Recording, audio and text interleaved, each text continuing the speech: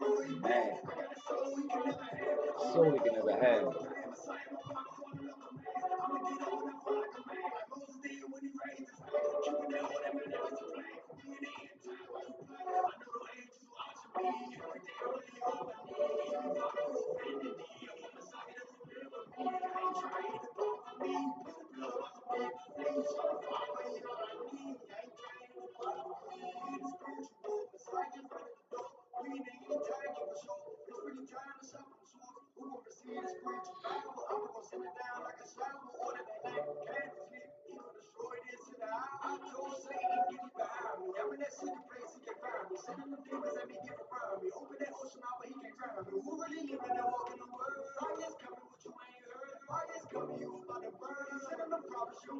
Uh,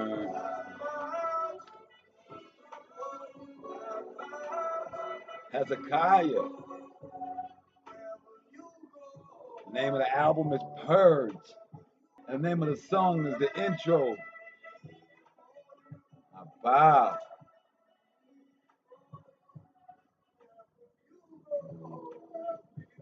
Wherever you go, really mad. Soul he can never have.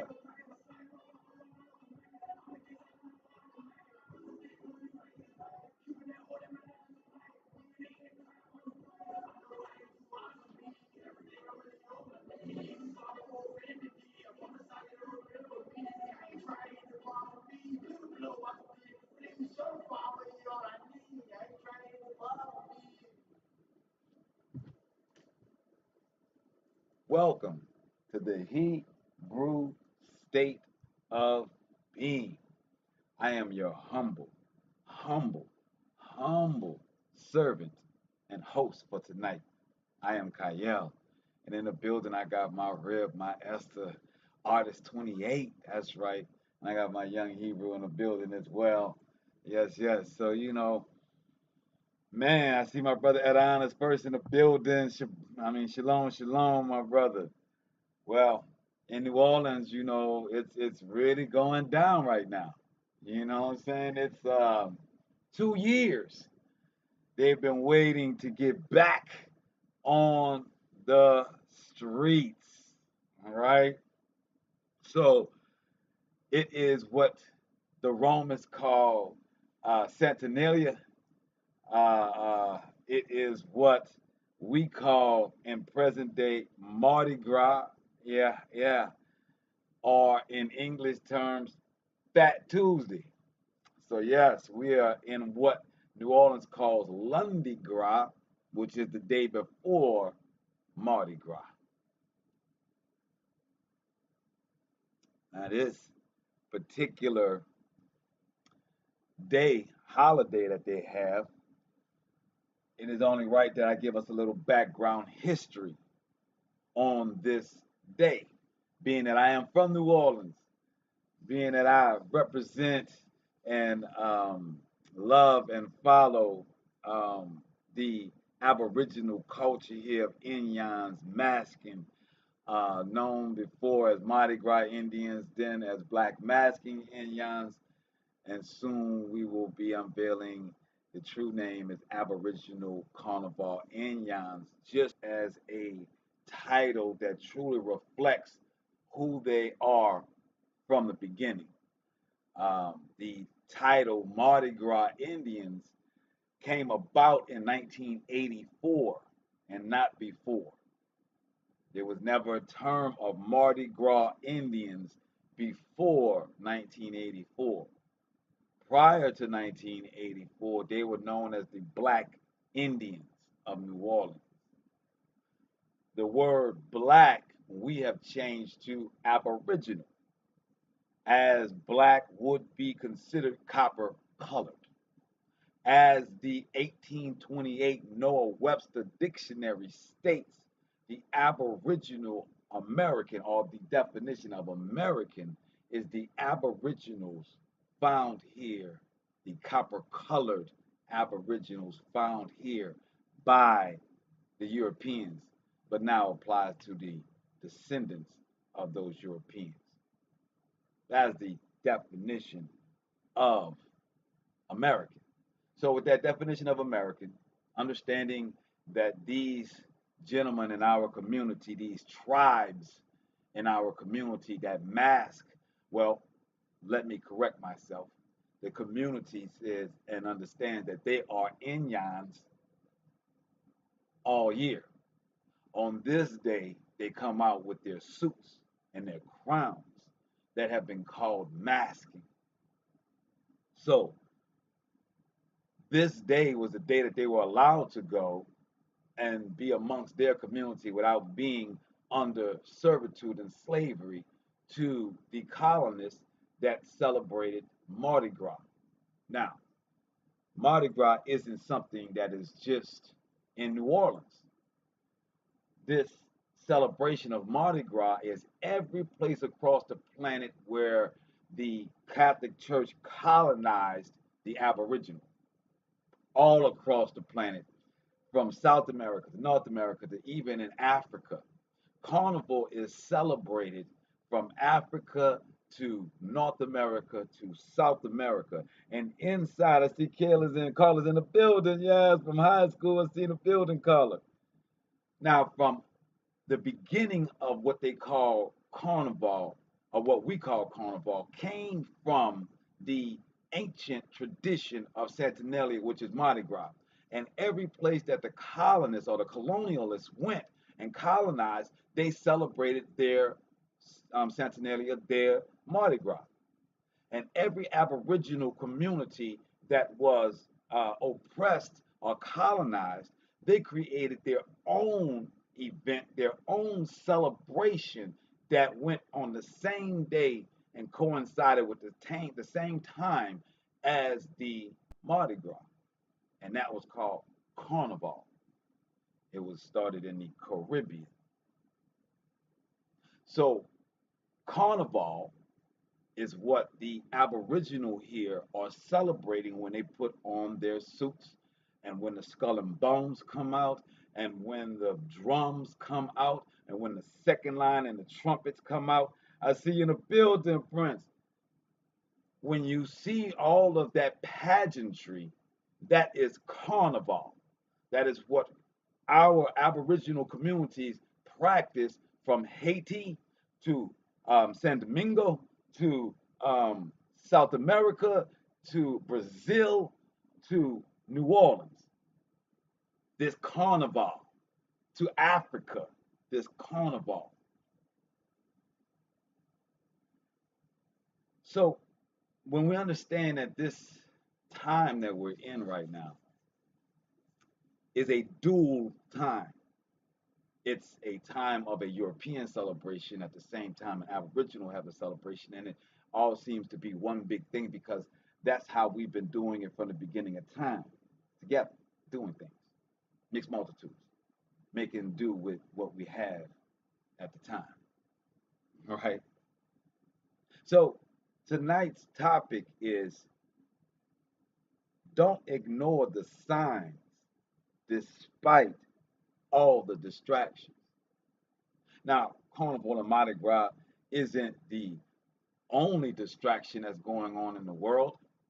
However, it's a very large one. It's been 2 years since they've had this celebration. And the last time they had this Mardi Gras celebration, it was called a super spreader, where everybody got this so called COVID. Now, not only are we reopened for Mardi Gras, but as of yesterday, the news report says that the city that supposedly leads our entire nation, all praises, my brother, all praises, that in this time that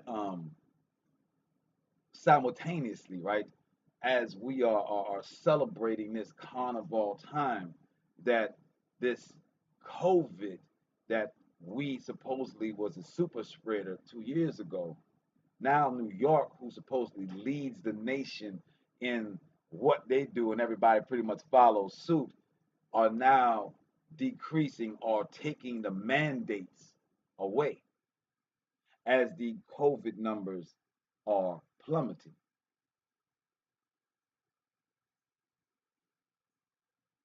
together, what that tells you is that this particular pandemic that they say it was a pandemic and is a plague that is given by the Most High. Don't get me wrong. When I say they say, or I put quotations, air quotations around pandemic and COVID, it's not that it's not a real thing. It is absolutely a real thing. It is a plague that the Most High has put upon this earth.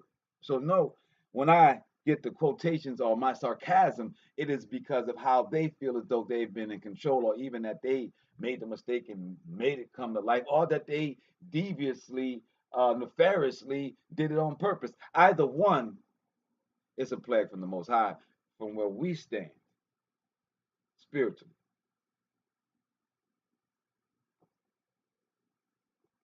So in this moment, one would think that we are going back to what they would call normal. The party's on, everybody's out in the streets, everybody's doing their thing, they're taking down the mandates. It doesn't matter how many people lost their job in between the time because they refused to do the thing. We're not going to talk about the tragedies and the loss of money and the loss of homes and the loss of many things that have happened that have come out of these mandates, or tried to be mandates, all the court, all the tax dollars that were spent debating these mandates. We won't talk about it. We're now talking about the war. We're now shifting gears from the plague to the war, to the impending danger. So much that the government has jumped into action and found 400 or $350 million to give to Ukraine, after in 2014 giving 450 million. I'm sorry, they're giving billions this time. I'm sorry, 350 billion. So they found all of this billions or millions of dollars for this war effort, for this wartime effort. But we cannot seem in any form or fashion to be able to fix our own nation. We have a nation.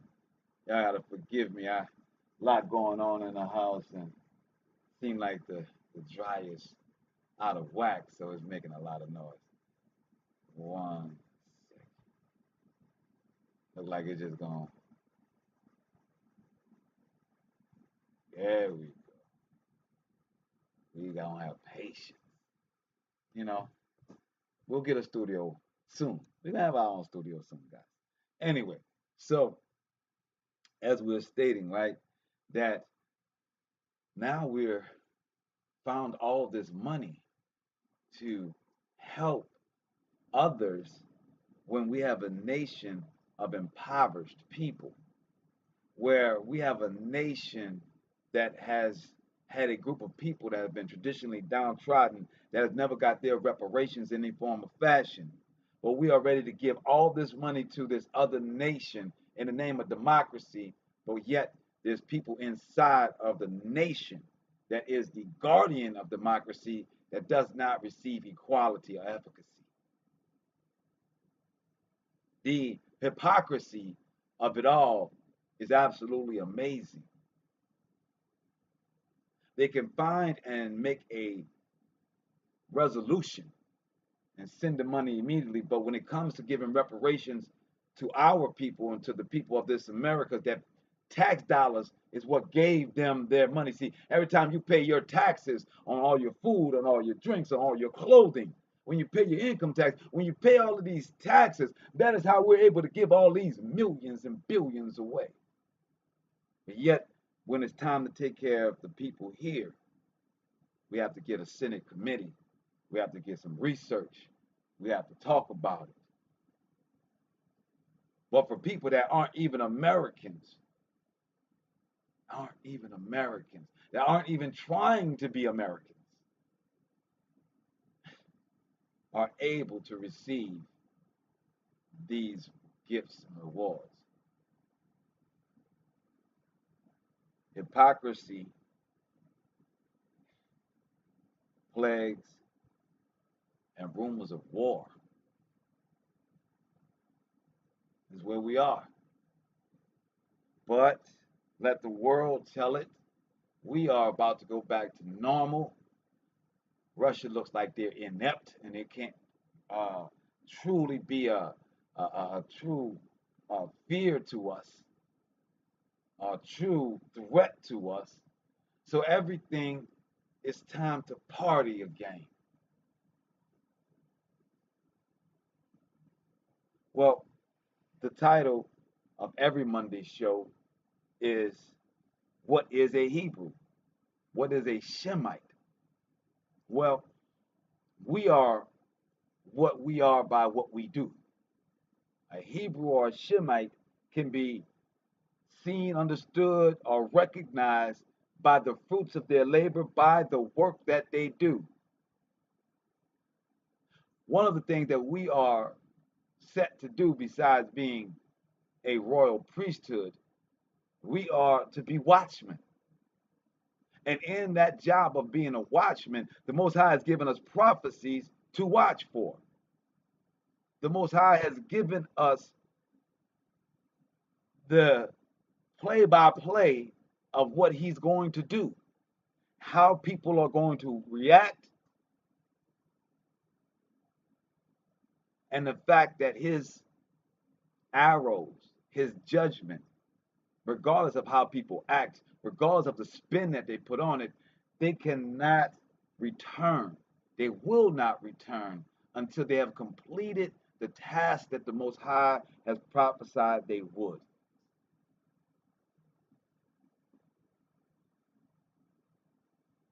I don't want to live in a world of hypocrisy. I don't want to live in a world that is predicated upon money, that every decision is not predicated upon humanity or humility, but upon the economic bottom line. That's not a world, a spiritual world. That's not a successful nation. That is a nation that will do anything for its money, that will do anything for what it believes in, its bottom line.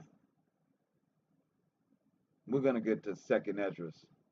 We're going to get to our scripts. It's already late. A lot going on out here. So let's get into it, man. Let's just get straight into the business. It says, woe be unto thee and to thee, Babylon and Asia, and woe be unto Egypt and Syria. Well, let me look at, I'm trying to pull up this thing. There you go. So you'll see on your screen right there, if it comes up, a different version of where they right by Babylon, they put who they mean by present day Babylon. So second Ezra, chapter 16, verse 1. I see my man Nick, I see Big Chief in the building. You have, woe be unto thee, Babylon, that's America, and Asia. Woe be unto thee, Egypt and Syria. Gird up yourselves with cloths of sacks and hair. Bewail your children and be sorry. When it says bewail your children, what they're saying, I see you in there, Emmanuel. All praise unto the Most High. As you see in 2nd Ezra chapter 16, verse 1, it's telling you to bewail your child, to let your children know what's going on, to be thankful, to be sorrowful, to let everybody understand what the Most High is bringing forth, that this is not going to stop, this is not going to end, this is going to continue. Bewail your children and be sorry, for your destruction is at hand. A sword is sent upon you, and who may turn it back? A fire is sent among you, and who may quench it? That's how it starts off. When we're speaking about right now, the end times, this second Ezra chapter 16 is speaking directly to these times, to what we believe are the end times, only because we can clearly attribute the characteristics of the end times to present day situations. Not because we want to be end times, not because we're woe is me, not because we want the world to end. No, it is because it is obvious. As watchmen, the Most High has ordained or has sent forth a command for us to look at what is happening in the times, to look at his wonders in the sky, to put them together with the words that have been given so that you won't be confused. Because it says in the end times, even the elect could be dismayed or confused or yes. So when we're looking at it here, and it says, gird up yourselves with cloth and sack and hair. Bewail your children and be sorry, for your destruction is at hand. A sword is sent upon you, and who may turn it back? A fire is sent among you, and who may quench it? Plagues, plagues. It doesn't say one plague. It doesn't mean it in a singular motion or a singular habit. What it's saying is that there's going to be multiple plagues. So, as 2 years ago they said that New Orleans was a super spreader, well, it's very possible that we can come out of this in 2 months, 3 months, and they'll say, hey, that yet again New Orleans was a super spreader. It may go away for 6 months. There will be another plague. Or maybe we self induced our own plague with the medication that we chose to try and go against or heal this plague. That didn't work, by the way. They first told you that it was going to prevent it. Then they told you it's going to prevent you from going to the hospital. I mean, going from dying and going to the hospital. Then they said it's just going to prevent you from dying. So in effect, it didn't do anything. As if my rib comes home and says, I thought you said you were going to clean the house. I said I did. Well, the dishes are still in the sink. Well, I cleaned the rest of the house. But you didn't sweep, you didn't mop or sweep. Did I really clean the house or did I straighten up? Either way, I failed. I did not clean up. No matter how I want to categorize it, right? No matter what I think I did not do what I said I was going to do. Many won't want to face that reality of them taking that particular thing in their arm and it now being rendered useless because they fought with a lot of people. They alienated themselves from a lot of people. They took firm positions on it when they didn't have to. All praises. Yeah, my brother. You know what I did? I decided not to use YouTube at all tonight. What I did was I did not want to confuse the algorithm, my brother Yawan. I laid up there and played from the music, the intro from the TV, you dig, and kept it straight, doing it live stream. So gonna have to figure that out after the festivities of this Mardi Gras. So as I'm stating to you guys that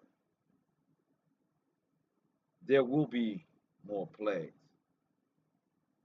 that we are not done with Omicron, COVID, Corona, whatever. Even though we have taken these medications that, as I tried to show the other night, and conveniently through the stream, like I said, we're not going to use YouTube, but as we try to use those streams inside of this stream, somehow it got cut off. But the Senate hearing stated that, and I have the numbers right here, that cancer, that the people that had taken the jab, that they had a birth defect increase of 300%. They had neurological damage go up 1,000%. They had, and right at the present time, 71% of the fully vaxxed are in hospitals. Not to mention the 300% increase in mitochondrial diseases. Mitochondrial is the sac or the fluid that surrounds your cells.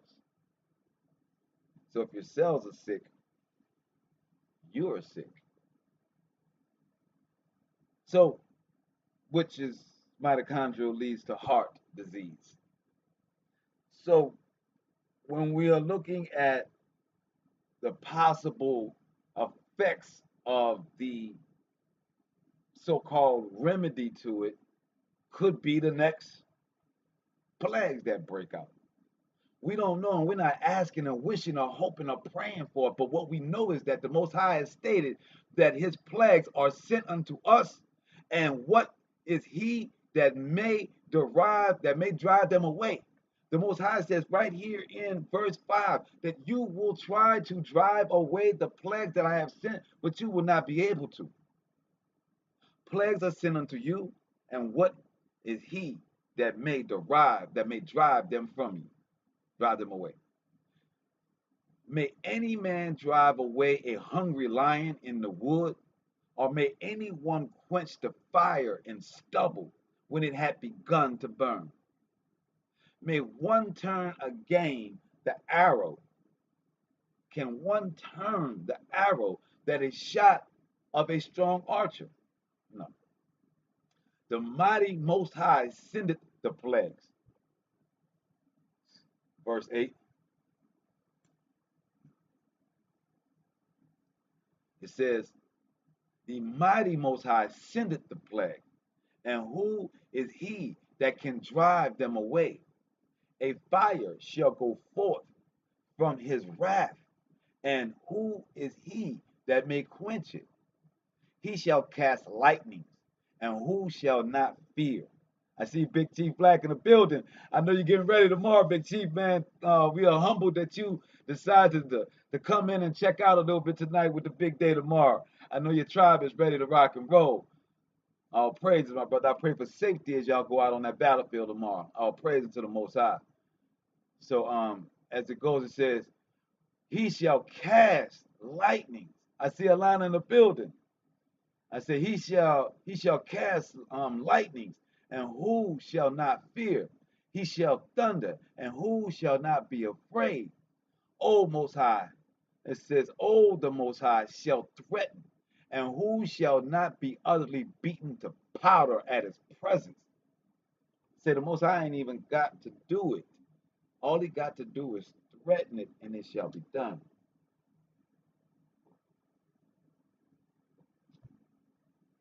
Share a little funny thing about Carnival and the Most High and Jericho. As Big Chief Black is on right now, I want to give Big Chief Black and any of the Inyans that may be hearing this tonight, because when you go out there on that battlefield tomorrow, I want you to know that you're like Jericho. You're like Joshua. And this is what I mean by it. That when the Most High gave us our promised land, after Moses was put away, Joshua, we had to come to Jericho. And Jericho had great walls in front of it with a great army behind it. We had our army, but the Most High told us to do something. He didn't tell us just to go and run in and charge, even though we had the victory, even though the Most High and his angels were with us, his seraphim, his dragons, even though they was with us. That's not how he told us to attack it. He told us to walk around it 7 times, to walk around the walls of Jericho. That's a procession, Big Chief. And if nobody knows that each tribe had a big chief, each of the 12 tribes had a chief, an elder, a big chief. Every 12 tribe, that's 12 of them. So each one of them led their tribe. And guess what, Big Chief? Not only did they lead their tribe around 7 times, all 12 of them, right? Not only did they do that, but they had drums Big Chief. They had drums when they came around. They beat the drums and they shouted. The procession, the rest of the tribes shouted along with the big chief as they went around 7 times. You know what else they had, Big Chief? You know what else they had, my Inyans? They had trumpets. Who is known in the world for being the people of the trumpet? Who is known as the ones that if you want to know anything about blowing a trumpet, you got to come to New Orleans? They had trumpets. The Most High said, when you go around 7 times, you beat your drums and you're screaming out loud. You're giving praise unto him. It says, when you come to the 7th time, blow the trumpets and all the people scream at the same time. And that sound of praise, that sound of the trumpets, the big chiefs leading their tribes, it broke down the walls of Jericho. That's a fact. It's not trying to add nothing to it or trying to make a connection. It's a fact. The tribes of Yasharala wore feathers.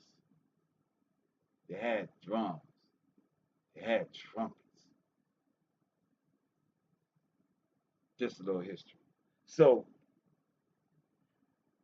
as we are reading, and it says, the Most High shall threaten, and who shall not be utterly beaten to powder at his presence. Most High doesn't have to do anything. He can just have you blow trumpets. He can just have you all be in unison in a procession, a second line.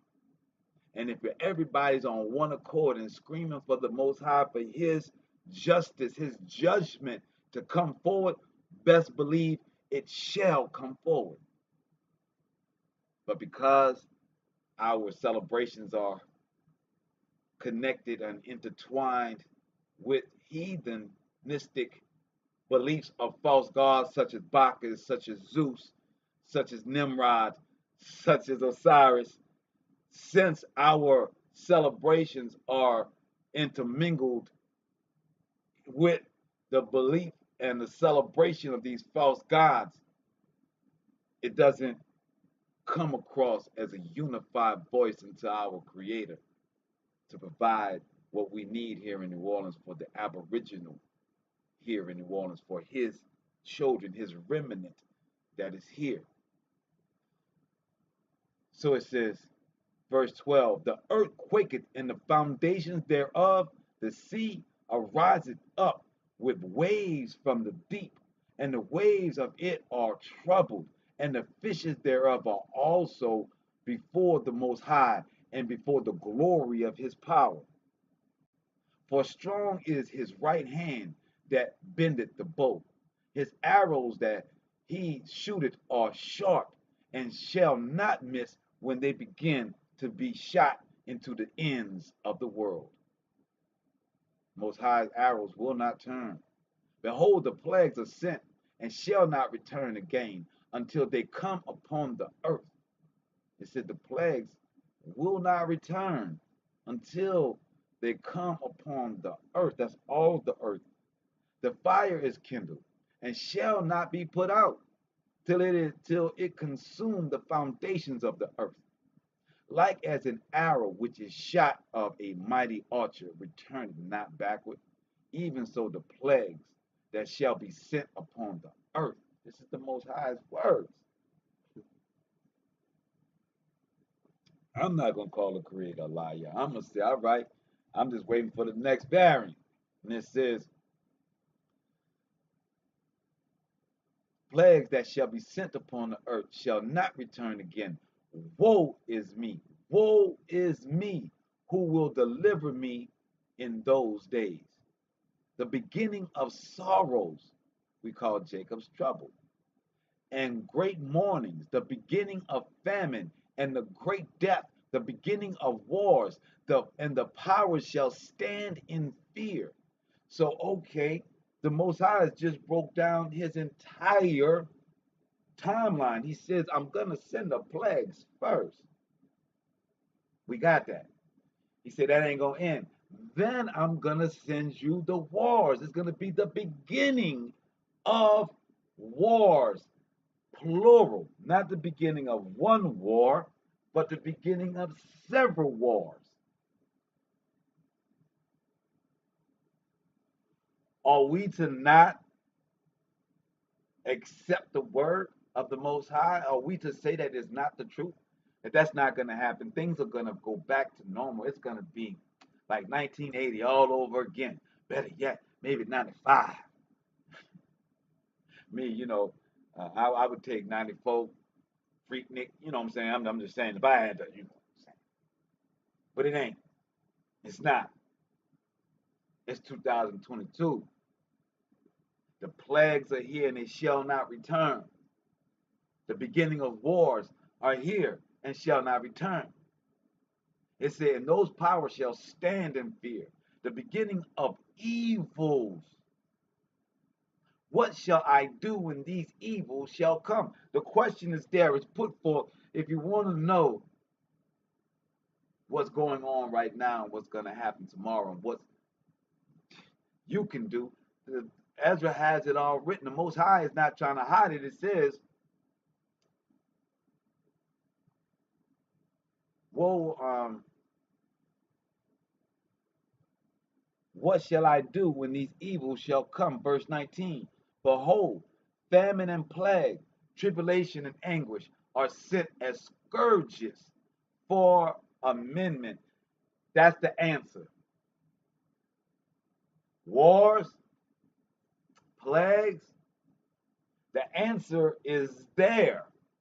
That is verse 19. It said it's sent for us to change.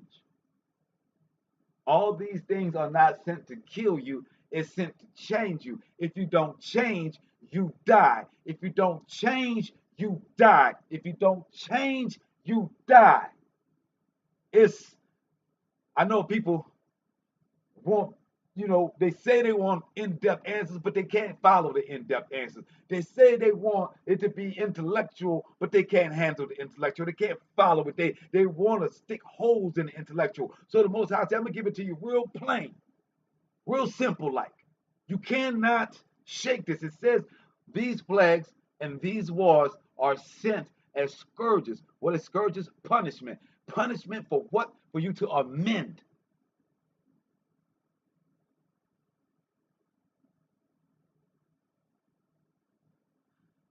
Look at your own ways. It ain't telling you to go and do what I'm doing and get on the corner and preach. He ain't telling you to go and do nothing but change your ways. Check yourself. Make yourself pure. You got the power. You're an independent woman, right? You're a bad bee, right? You got that wop, right? Well, then make yourself pure. Make yourself righteous. Make yourself do good by everybody. Be a loving, kind, nurturing woman. Try that. Since you are all those other things, you can make yourself a bad bee. And if you're a king, if you balling like that, if you can have the baddest broad in the club, if you can have whatever job, you can smack any man, if you can pop and lay any man's life away, make yourself pure. Change your wicked ways. Discipline yourself.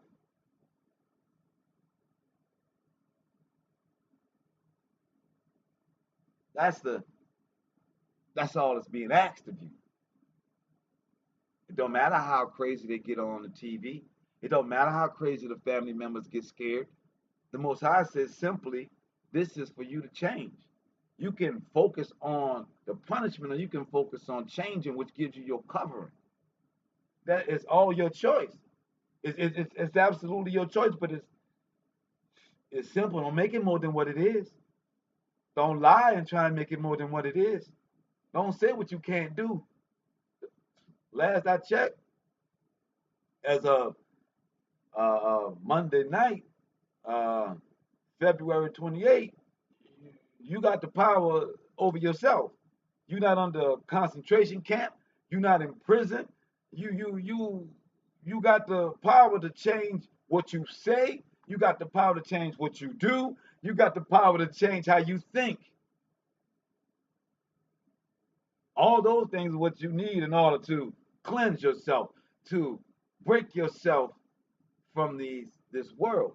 It says, but for all these things they shall not turn from their wickedness, nor be all the way mindful of the scourges. It said, but for all these things, who is they? People will not realize that these wars, even though it seemed like you ain't got nothing to do with the people over in the East, it seemed like you ain't the president, you ain't the vice president, you ain't a senator, you ain't none of that, right? How could your righteousness change what they're going to do in the government? It's not. It protects you from whatever they do. It protects you from whatever they do. You can't change the world. You can't save the world. You can barely do yourself. So don't worry about what is happening over there and can it stop, or we gonna have peace, and we gonna pray for Ukraine, we gonna pray for Russia, we gonna pray for America. Nigga, please. Pray for yourself and your family. Pray that you can cleanse yourself. Pray that you can wake up and discipline yourself. Pray that you can stop yourself from doing the iniquity that you do every day. Pray that you ain't got hate in your eyes. Pray that you got hate in your heart. Pray that you ain't got anger in your lips. Pray for that before you pray for Russia and Ukraine and America. Before you pray for Biden, pray that you get your ass together. How about that?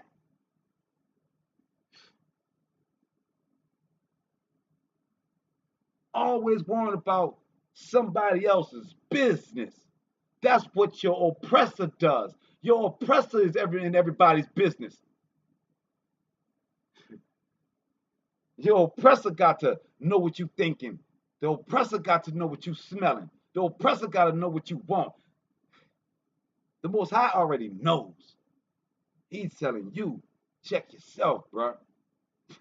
Check yourself, queen. Because when I come through, ain't gonna be no excuses. You think I'm gonna come through in front of your face so you can plead with me? No. I'm giving you these scourges so that you can get yourself together. When the war comes to the door, some people door gonna get passed, and some people's door gonna get kicked in. Some people's door are gonna get passed for reasons you don't know, for reasons we don't know, for reasons we'll never understand. But some people gonna get snatched up, and some people ain't. That's in today's society. Some kids go and have a beautiful day at school. Some dudes get their butt whipped at the end. Some girls get their stuff stolen from them. But some, nothing happens to. It happens every day. Why you think it can't happen when war comes? Why you think it can't happen when a plague comes? Why you think it can't happen when these scourges come if you doing the right thing? If you are cleansing and disciplining yourself, why can't it be the same? Why you got to know why you didn't have your door kicked in? Why you got to know somebody at the UN? Why you got to have somebody, some angle you working? Can it just be the fact that you got your mind right, your heart right, and you expect covering?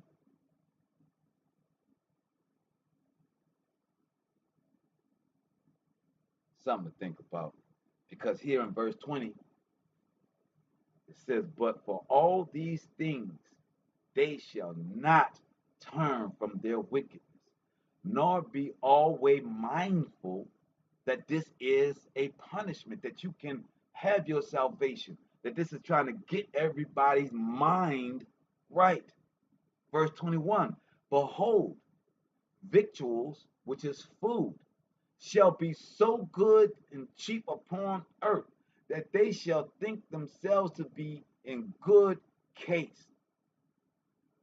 You ain't got to load up your rifle. You ain't got to make yourself a slingshot. You ain't got to make yourself a bow and arrow and go out and hunt every day to bring back food. You ain't got to make a garden to have any kind of food. You can actually go to the store and pay for it. There's so much money running around, so much that they're giving away that it's going to seem like it's all good. It says that even then, shall evil grow upon the earth. It says, even after y'all get reparations, even after they break you off, even after things are cheap and things can be harmonious, it's still going to continue to have strife because the Most High has sent it and it will not return. say evil grows upon the earth. Sword and great, it says sword, famine, and great confusion.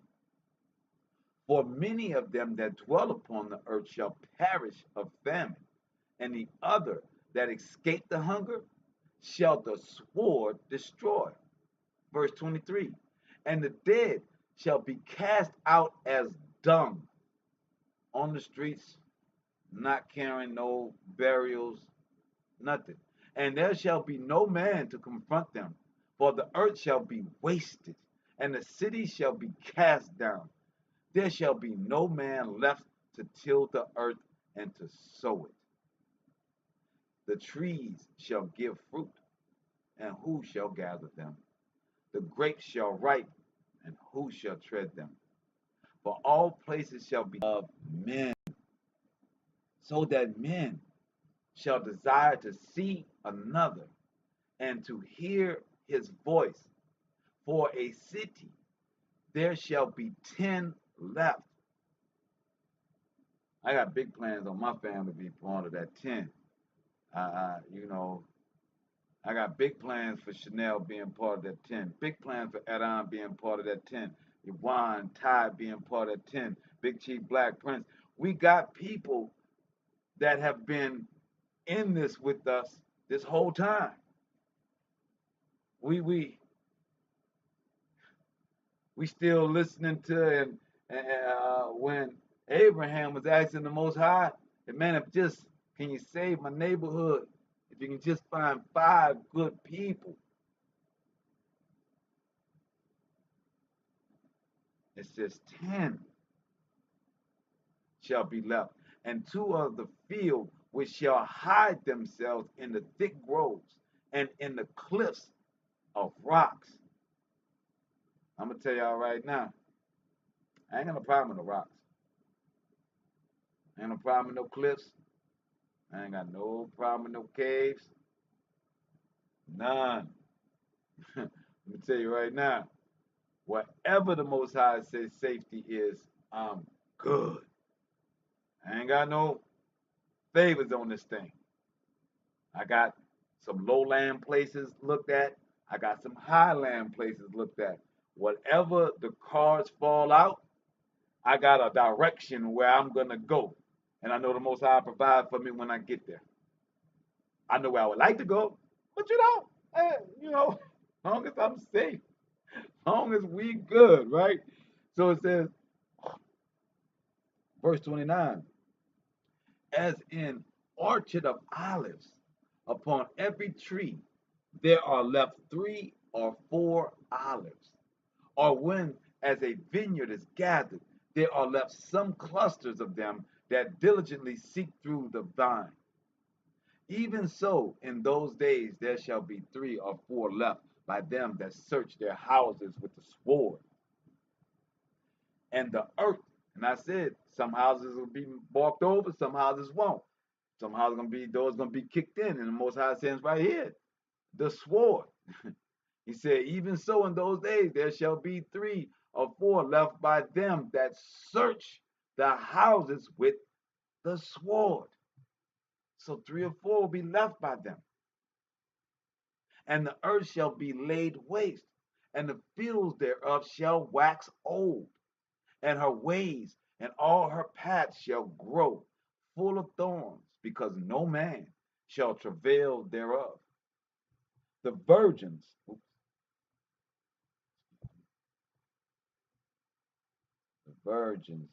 shall mourn, having no bridegrooms. Women shall mourn, having no husband. Their daughters shall mourn, having no helpers. I wonder, will women at that moment have an issue about having a husband having more than one wife? I wonder, will those ideals shift? Women always talk about how man's ideals shift. I wonder how, when they're not able to get any food and they see that there is a couple and people that are good getting it, and you can't come in unless you are married. You, I wonder how upset she's gonna be when she's eating and she's now has a sister wife, and they're now working together to find those olives and those berries that's buried in the thorns. While the one man that's there, or the two men that's there, or the three men, or the four men that's left are out trying to protect and trying to hunt. I guess it may not be such an issue then, huh? Because the Most High said there's going to be virgins, there's going to be women. So are y'all then going to talk about, oh no, it's polygamy? I'm just, I'm just wondering. I'm just wondering because everybody got things that they think that they stand on that is not of this scripture, that is of this society and of this world, and that is one of them. Now, anybody that talks to me and knows me, I understand. I say when it comes to man having multiple wives, he has to be able to afford multiple wives. He has to be able to provide for multiple wives. When we get to this point, providing ain't gonna be you have to buy another house for that woman so that she can live and that family can feel like they're not being second fiddle to the other family. See, at that time, everybody's going to be willing to work together, kind of like how it was in the beginning.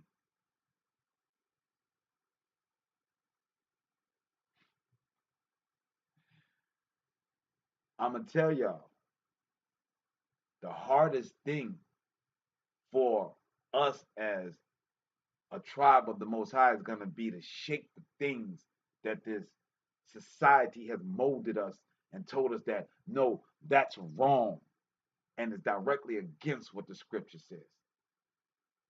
But because it fits some moral fantasy that's been created, that it's now become something that is taboo, that's looked upon in as some type of you know, we multiple wives to build a community is frowned upon, but we can have LGBTQ come into our community and teach our kids 100 different ways of being. You can be a dolphin, homosexual, this. You know what I'm saying? You can be a spirit animal wolf that likes man and woman, but you can't have multiple wives and build a family and a community. Oh no, you can't do that. But we got to just accept LGBTQ, right? We just got to accept that because that's just the law of the land, of who land and whose law. And whose law you accepting? The Most High says, I'm sending plagues and I'm sending wars for your scourge, for you to correct your mind. Because your mind is off. It says in Jeremiah 30, you are afflicted with a grievous illness, with a grievous wound. You don't know what that wound is? It's believing that the society that you're in is right. It just means a little tweak. No, your entire society is an absolute lie and is geared to keep you submerged and oppressed every aspect of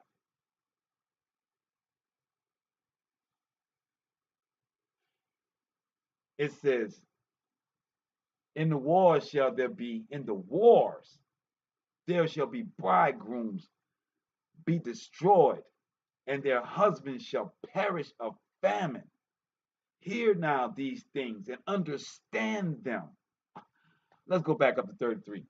The virgins shall mourn having no bridegroom. Women shall mourn having no husband. Their daughters shall mourn having no helpers.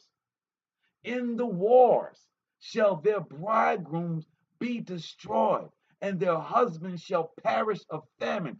Hear now these things and understand them, you servants of the Most High. Behold, the word of the Most High, receive it. Believe not the gods of whom the Most High spake.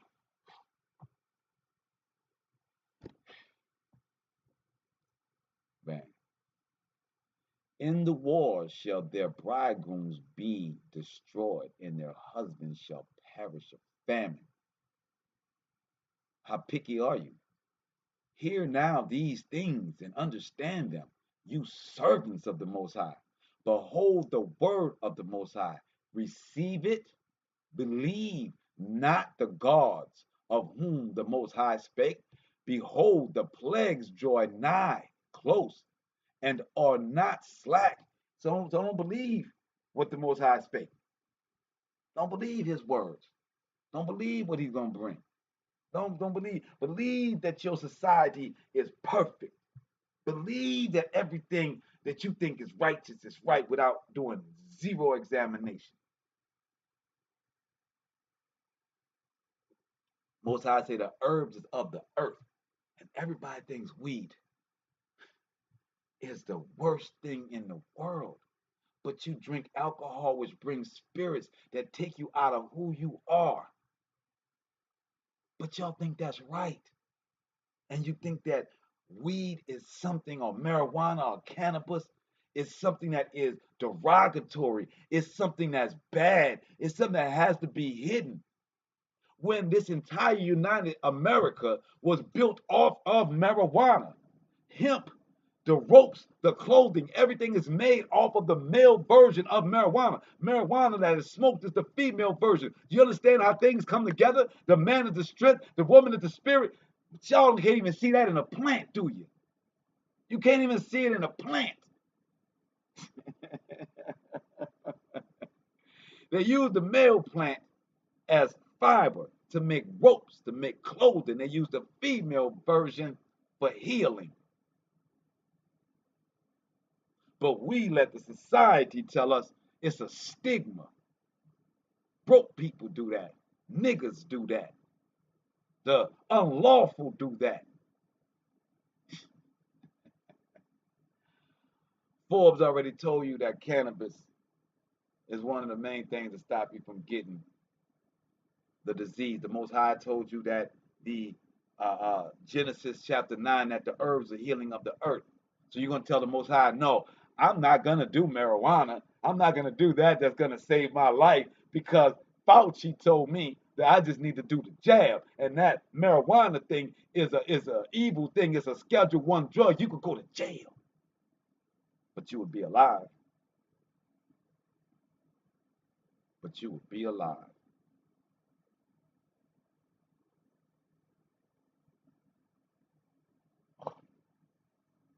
You continue to think that this society has told you truly what is right and what is wrong. You can believe that the ideology of this world has told you what is truly right and what is truly wrong.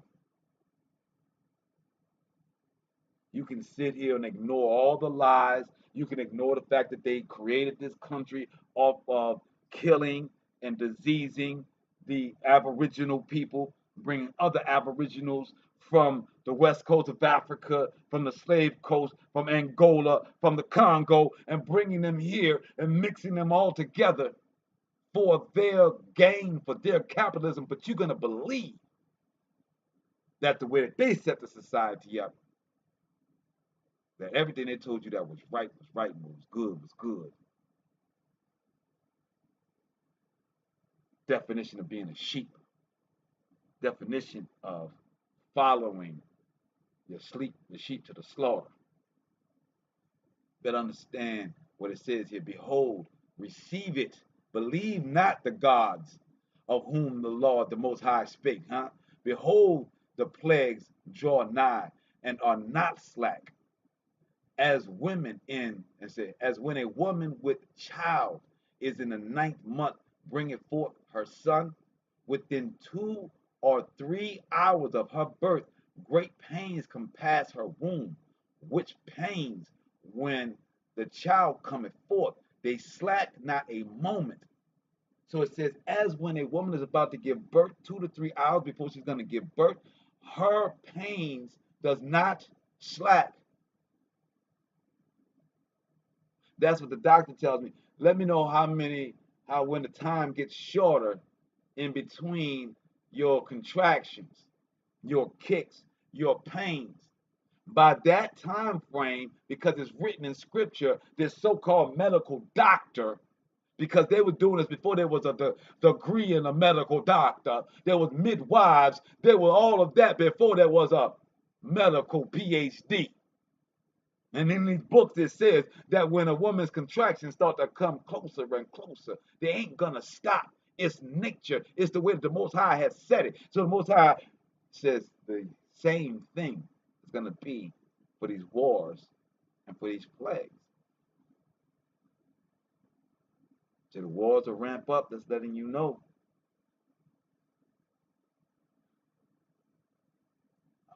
Oh yeah, yeah. Excuse me, but you want cigarettes? Cigarettes. I mean, salute, Ak. Yes. You got a society that tells you smoke cigarettes and it's giving you cancer, and you know it gives cancer, and they steady push it, and they got an entire industry out that's for it. And you think the society telling you what is right, what is okay? They're telling you what's okay for their pockets. Thank you for bringing up the cigarettes, Ak. And it says, even so, shall not the plagues be slack to come upon the earth, and the world shall mourn, and sorrow shall come upon it on every side. O my people, hear my word. Make you ready to the battle. As my Inyans are going on the battlefield tomorrow, Inyan Red is the prayer that they sing. And it says that they're going on the battlefield. And here in verse 40, oh my people, hear my word, make you ready to the battle. And in those evils, be in be even as pilgrims upon the earth. What do they mean by pilgrims? People that travel, nomads. Be ready to move. He that selleth, let him be as he that fleeth.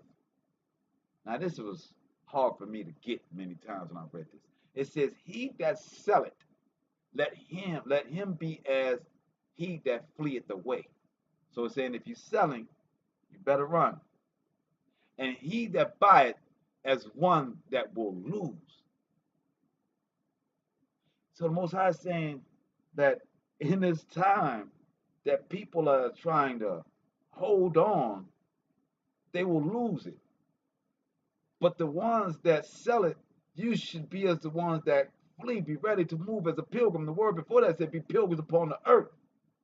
Then verse 42, it says, he that occupied merchandise as he that had no profit by it, and he that buildeth as he that shall not dwell therein.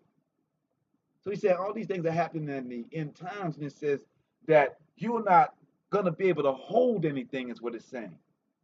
It's saying that they're going to kick in doors. They're going to do this. They're going to do that. That the whole thing is going to be switched around. It says, he that occupied merchandise, as he that had no profit by it, and he that buildeth, as he that shall not dwell therein, he that soweth, as if he should not reap. That you won't have the time to plant, to reap it. So also he that planteth the vineyard, as he that shall not gather the grapes.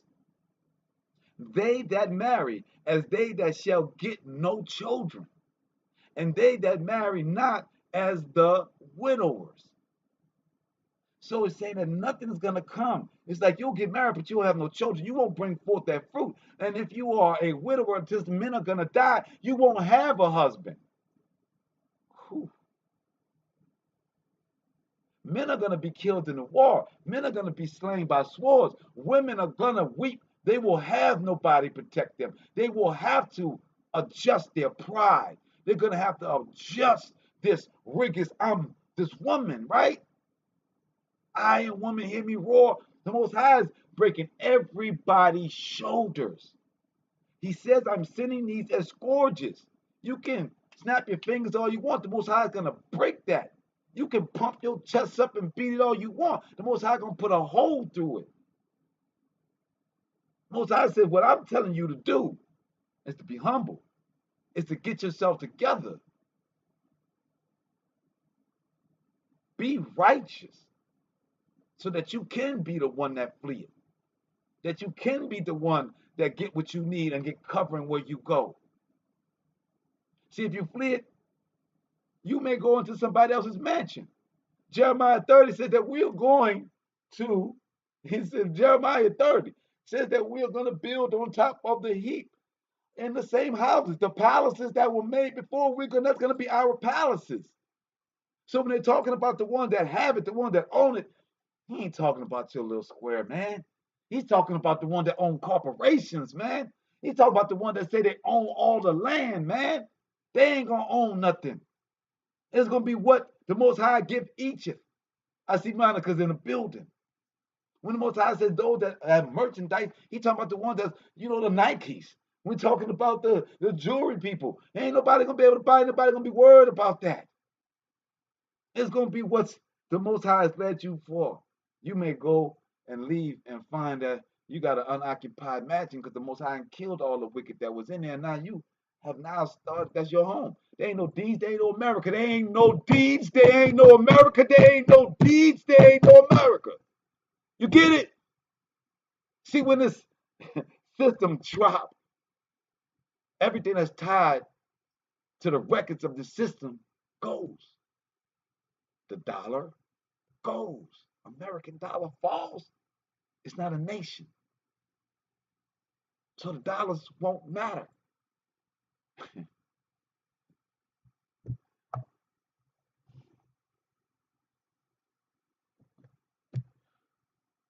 It says, he that occupied merchandise as he that had no profit by it, and he that buildeth as he that shall not dwell therein. He that soweth as if he shall not reap. So also he that planted the vineyard, he shall not gather the grapes. They that marry as they that shall not get no children, shall get no children. And they that marry not as the widows. And therefore they that labor in vain. So you're working hard for what? For strangers shall reap their fruits and spoil their goods, overthrow their houses, and take their children's captives. For in captivity and famine shall they get children. Who is he talking about? He's talking about the oppressor. That they're going to go into captivity. How do we know this? Because it's precept after precept in our Old Testament tells us this is what's going to happen. Verse 47, and they that occupy their merchandise with robbery, the more they deck their cities, their houses, their possessions, and their own persons, the more will I be angry with them for their sin, says the Most High. Like as in whore, that envied a right, honest, and virtuous woman. The Most High says, I'm going to be mad at you idiots that continue to do evil as I'm taking down this world, thinking that you have to do evil to save your family, that you got to loot, you got to pillage, you got to steal, you got to do. No, the Most High says, no, I'm going to give it to you. I'm going to break these people down. I'm going to give it to you. If you continue to do iniquity in the midst of iniquity going down,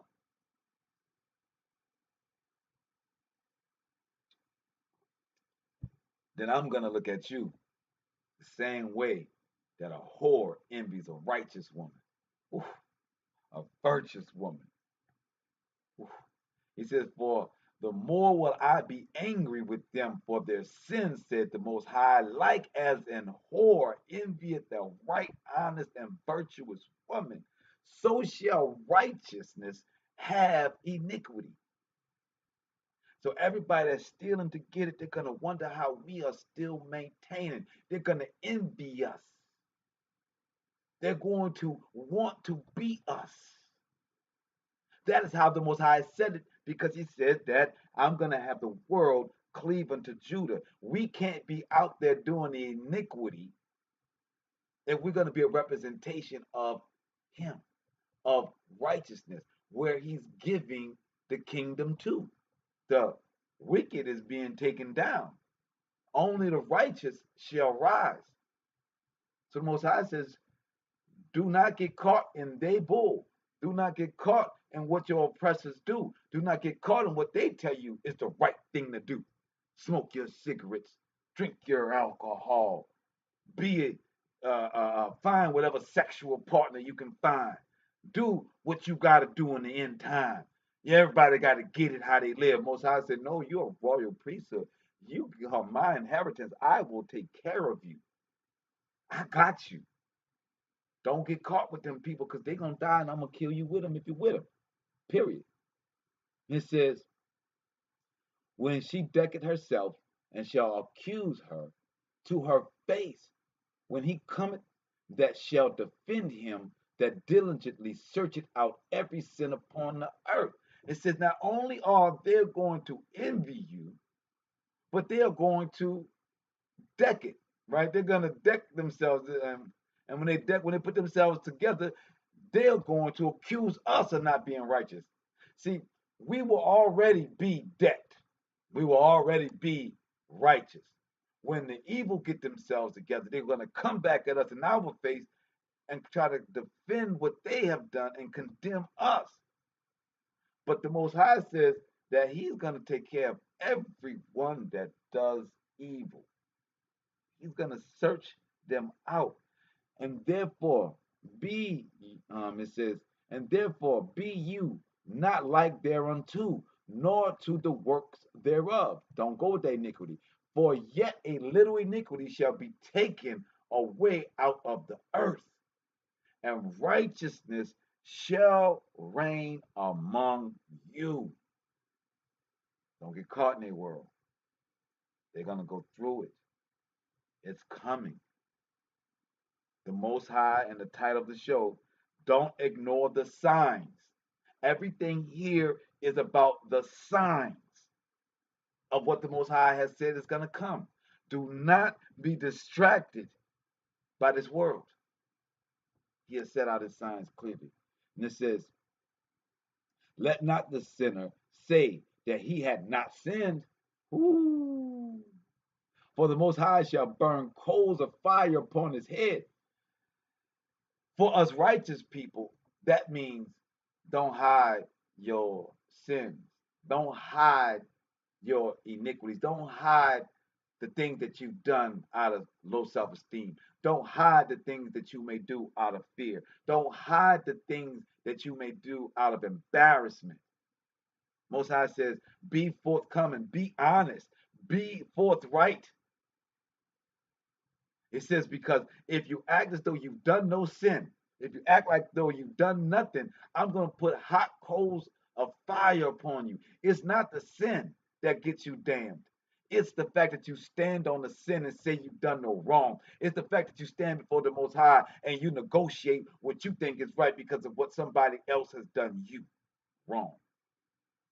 Most High said, I don't want to hear that. In fact, I'm not going to hear that. It won't be a question. He says either you're going to do right and not be concerned about nobody else, or you can go with the ones that you're concerned about. Oof.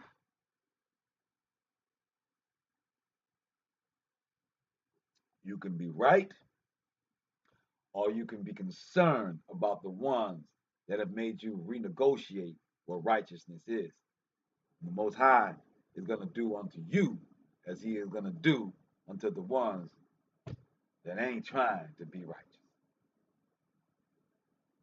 That's a lesson for our Yehuda. That's a lesson for our daughters of Zion that hold on to men that ain't trying to do anything. The daughters of Zion that hold on to men that aren't walking the talk. That's just talking it. That when they get to a rock in the road, and by the way, my ladies, y'all may not know what it means to have a man that walks the walk. Y'all may have your own concept of what it means for a man to walk the walk. Let me tell you very clearly what it is, so you'll know it when you see it. When you find a man that gets into a problem, when you find a man that gets into a crux, when the world is coming down on him, either by his own actions or not, if he goes to the Most High and fix it through the Most High, that's when you got a man that's walking the walk.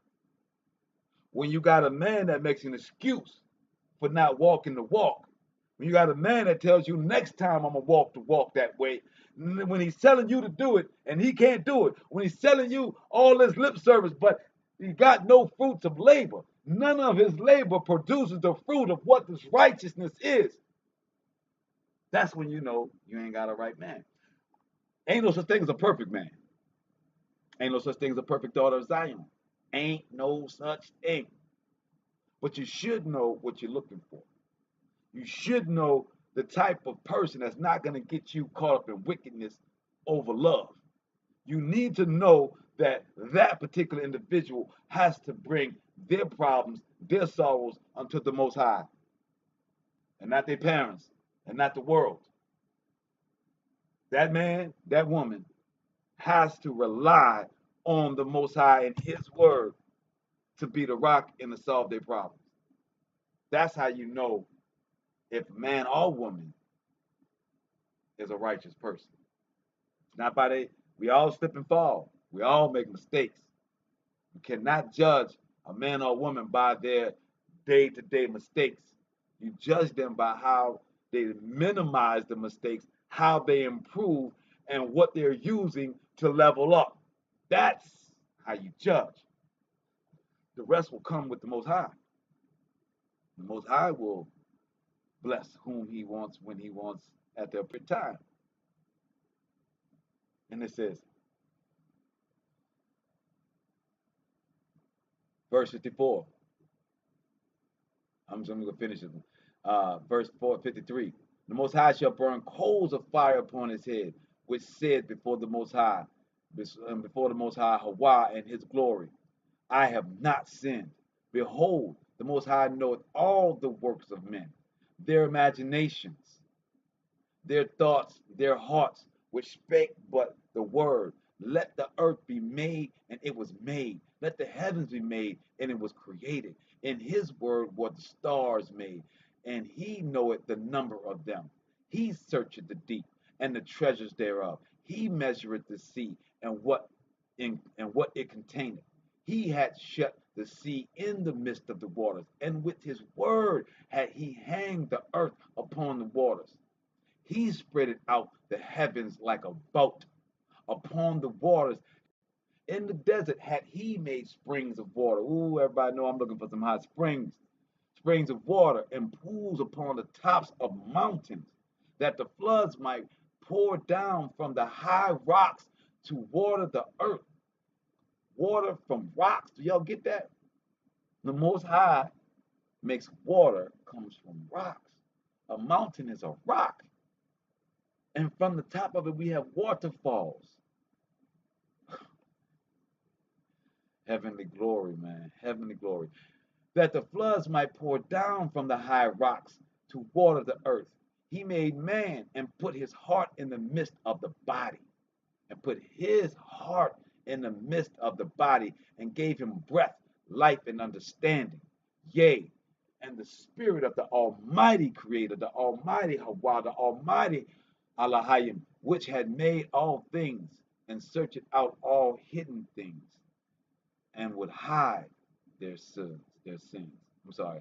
All secret things of earth, all hidden things in the secret of the earth, in the secrets of the earth. Surely He knoweth your inventions and what you think in your heart, even them that sin and would hide their sins. Therefore hath the Most High exactly searched out all your works, and He will put you all to shame. And when your sins are brought forth, you shall be ashamed before men, and your own sin shall be your accuser in that day. What will you do? Or how will you hide your sins before the Most High and His angels? Behold, the Most High Himself is the judge. Fear Him, leave off from your sins, and forget your iniquities, to meddle no more with them forever. So shall the Most High lead you forth and deliver you from trouble, all troubles. And He has all the trouble coming, so He can deliver you from it. He's bringing that. that. You know what I'm saying? For behold, the burning wrath of it says the burning wrath of a great multitude is kindled over you, and they shall take away certain of you. What? Certain of you, and feed you, being idle with things offered unto idols. So some of us are gonna fall for the if you come here, Jesus will cover you. If you come here, Allah will cover you. Oh no, Muhammad will cover you. Because I think Allah and Allahayim is pretty much the same thing. For real, especially when you're talking about phonetic and you're talking about the Old Testament of them having Musa as Moses. So Allah and Allahayim, pretty much the same thing. It's when we get to these Jesus and Muhammads that we really have to catch ourselves, right? So it says, a certain of you are going to fall for these false idols.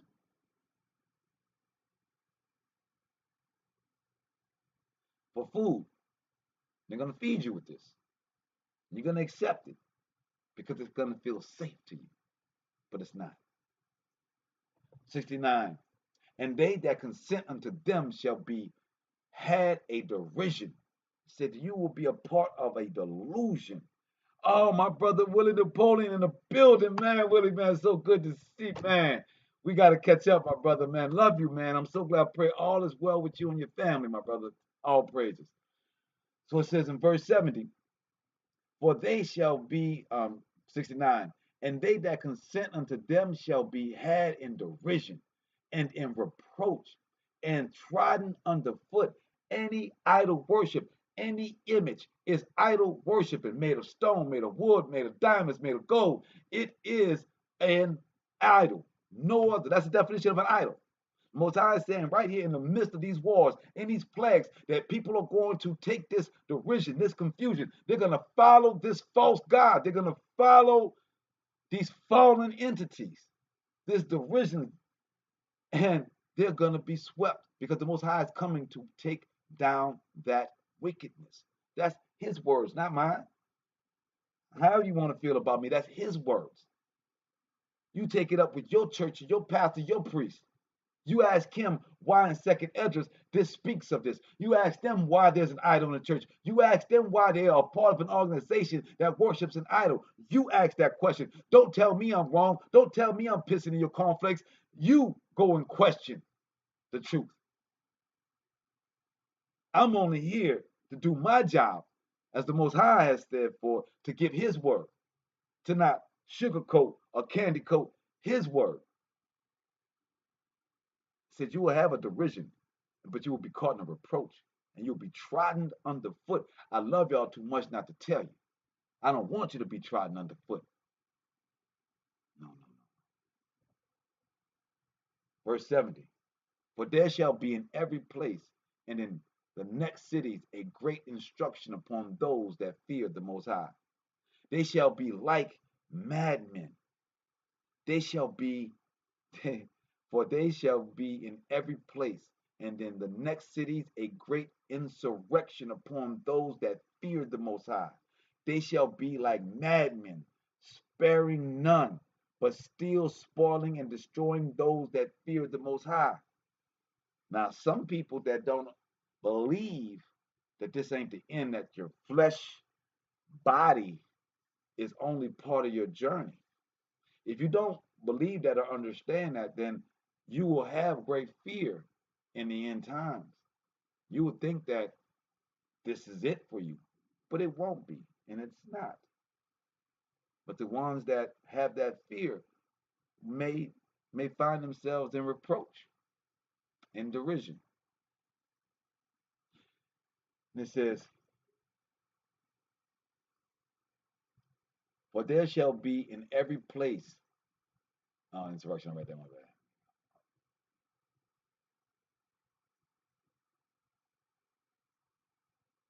They shall be like madmen, sparing none, but still spoiling and destroying those that fear the Most High. For they shall waste and take away their goods, and cast them out of their houses.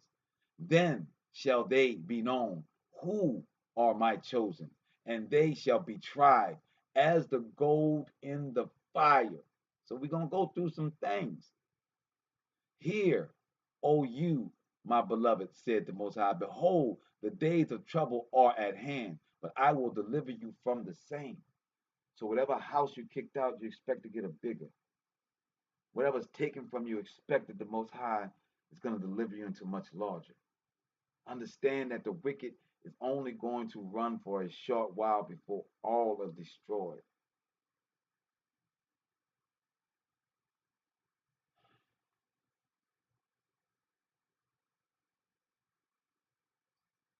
Hear, O you, my beloved, says the Most High. Behold, the days of trouble are at hand, but I will deliver you from the same. Be you not afraid, neither doubt, for the Most High is your guide, and the guide of them who keeps my commandments and precepts, said the Most High Elohim. Let not your sins weigh you down. Most High says the only albatross, the only thing that's stopping you is your own sin. And let not your iniquities lift up themselves. Don't tear yourself down because you haven't reached your goals, because you haven't figured out what your sin is. You haven't figured out what you're doing to hold yourself back.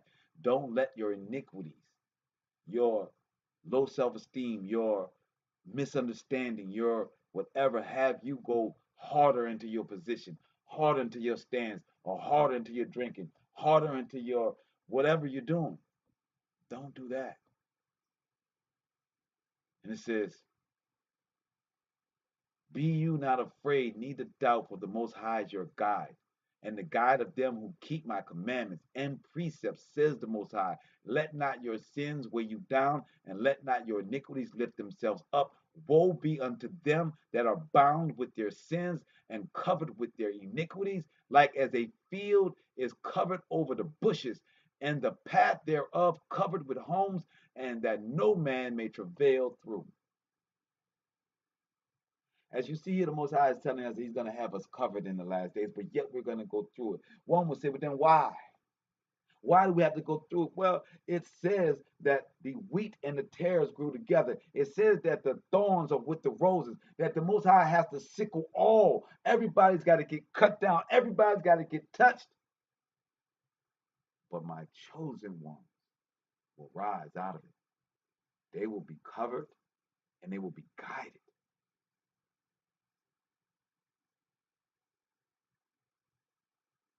And our last verse, 78. It is left undressed.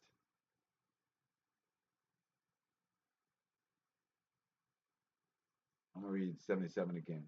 Woe be unto them that are bound with their sins and covered with their iniquities, like as a field is covered over with bushes, and the path thereof covered with thorns, that no man may walk through, may travail through. It is left undressed and is cast into the fire to be consumed therewith. Don't be consumed therewith. Don't let your iniquities rise. Understand that all that is being done, from plagues to wars or scourges, are things that are being given so that we can check ourselves, do the right thing, be righteous, to correct our ways, period. Don't think that this international thing isn't about you. It is. It's about your covering in this international thing.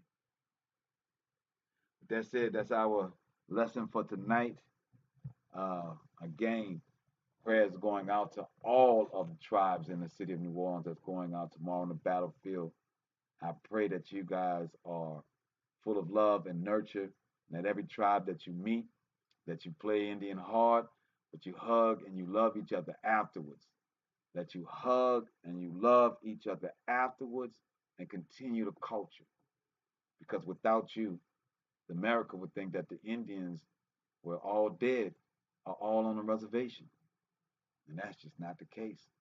That is absolutely a lie. I'm an Inyan. Chawa. So can't be true. I'm not on a reservation and I'm alive.